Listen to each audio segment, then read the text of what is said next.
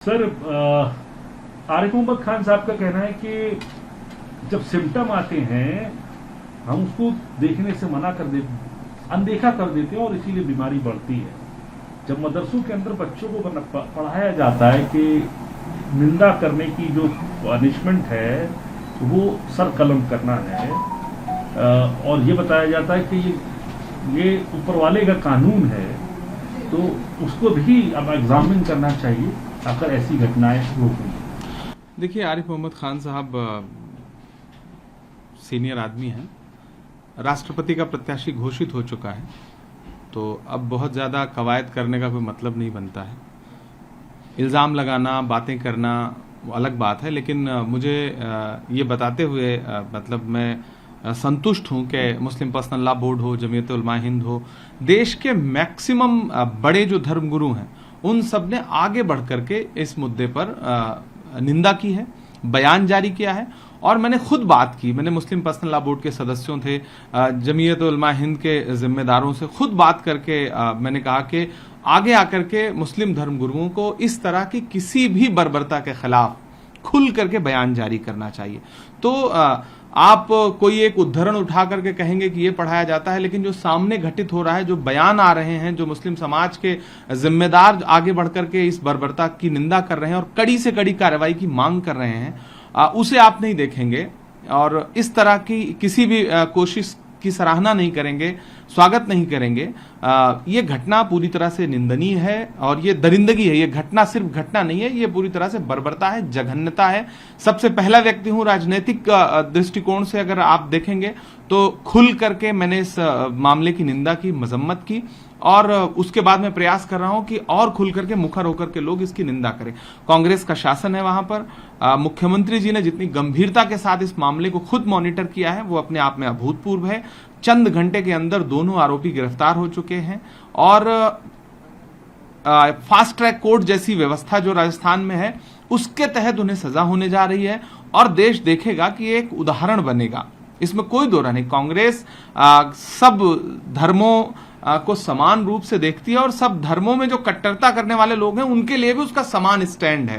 तो मेरा ख्याल है कि इस पर राजनीति करने के बजाय अगर मुख्यमंत्री अशोक गहलोत जी बारंबार ये कह रहे हैं कि प्रधानमंत्री जी और गृह मंत्री जी को आगे आकर के बयान देना चाहिए इस तरह के मुद्दों पर, शांति की अपील करना चाहिए देश से, तो मुझे लग रहा है कि आरिफ मोहम्मद खान साहब को भी अपने प्रधानमंत्री और अपने गृह मंत्री महोदय से उसी तरह से अपील करनी चाहिए जिस तरह से अपने प्रधानमंत्री और गृह मंत्री से अशोक गहलोत जी अपील कर रहे हैं। तो मेरा ख्याल है इस पर राजनीति छोड़ करके और किसी पर दोषारोपण इस तरह से करने के बजाय आप सीधे सीधे जो गुनहगार है उसे आप फांसी पर लटकाइए, उसको सजा दीजिए। हम पूरा मुस्लिम समाज खुल करके उन दरिंदों को सजा देने के पक्ष में है, खड़ा है। आप जहां चाहें, जिस पैमाने पर शुचिता और निष्ठा को नापना चाहें, हम नपवाने को भी तैयार हैं। गजेंद्र सिंह शेखावत कह रहे हैं कि जो कन्हैया लाल है उन्होंने जून में ही कंप्लेंट दी थी और कहा था कि उनको थ्रेट मिल रहा है, उनको धमकियां मिल रही हैं, और लेकिन फिर भी पुलिस ने अब काम नहीं किया और पुलिस की चूक रही, प्रशासन की चूक रही कि ये घटना तक नौबत आई।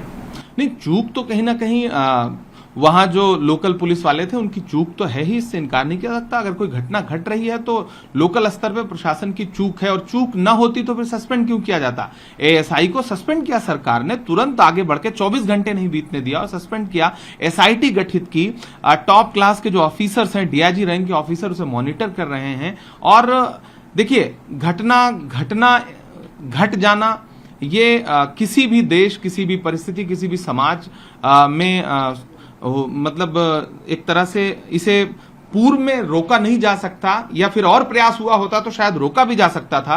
रोका तो इस तरह से भी जा सकता था, बहुत सारी चीजें हैं। भारतीय जनता पार्टी क्या करती है, फ्रिंज एलिमेंट कह करके वो किनारे हो जाती है, लेकिन कांग्रेस तो प्रयास कर रही है। राहुल गांधी जी जिस तरह से अपील कर रहे हैं, मेरा ख्याल है कि कल घटना घटने से दसियों मर्तबा पहले अशोक गहलोत जी लगातार प्रधानमंत्री जी और गृह मंत्री जी से अपील कर रहे हैं। आप उनकी अपील को खारिज नहीं कर सकते, उनके प्रयास को आप झुठला नहीं सकते। कम से कम 4 स्टेटमेंट तो मैं उनका खुद जानता हूं जिसमें वो महीनों से ये कह रहे हैं कि देश जो है वो बिल्कुल नफरत के मुहाने पे खड़ा है। ऐसे में प्रधानमंत्री जी को और गृह मंत्री जी को इस पे आगे बढ़कर के शांति की अपील करनी चाहिए।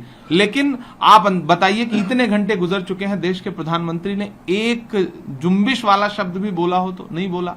गृहमंत्री जी ने कुछ भी नहीं बोला।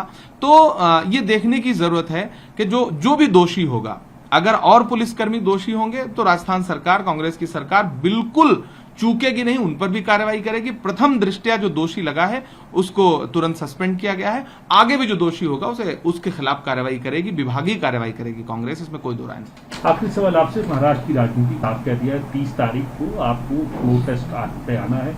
इस बीच शिवसेना का जो खड़ा है वो सुप्रीम कोर्ट भी है, जा रहा है, सुनवाई होनी है, सुप्रीम कोर्ट ने आज हियरिंग करने के लिए एग्री किया है, लेकिन नंबर्स क्या साथ में है? क्योंकि जो 40 से ज्यादा विधायक वहां दिखाई दे रहे हैं दूसरे पाले में, तो ऐसे में तो जो है पूरा नंबर गेम जो बिखर चुका है। नहीं, नंबर से बड़ी बात यह है कि क्या जो कुछ हो रहा है वो लोकतांत्रिक प्रक्रिया के तहत हो रहा है।